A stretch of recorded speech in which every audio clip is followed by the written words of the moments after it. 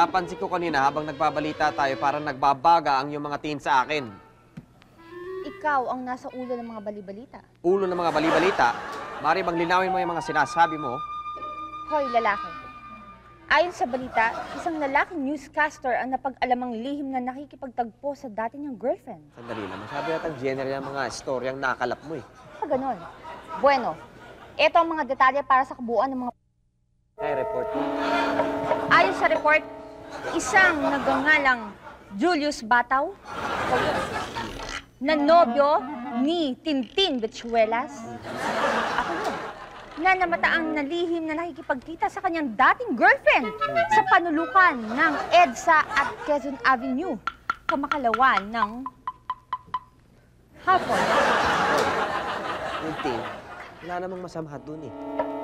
Sa katunayan, sa iba yung dagat, hindi nila binibigyan ng malisya ang mga ganyan-ganyan mga bagay. Huwag mong ilayo ang usapan.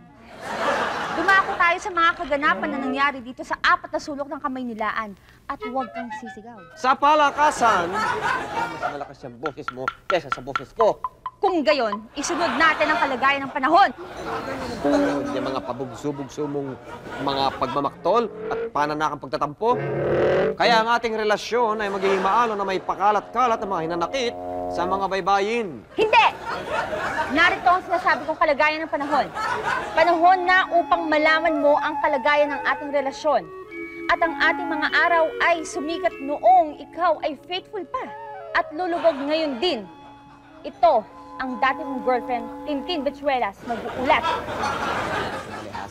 Pansamantala natin puputulin ang tatalong ito o panghitin sa inyo ang pinakalipat na live report mula sa pinagbibintangan mong kadate ko na si Waki Toledo. Pasok! Nandito po tayo sa news studio at kasalukuyan po nag-aaway ang mag-shota newscaster dahil po sa akin. Sabihin mo yung totoo. Sabihin mo yung totoo. Pinapanayan ko po ang aking sarili at napag-alaman ko po na... Mahal kita, Julius. Mahal kita. Nakita mo na! Sino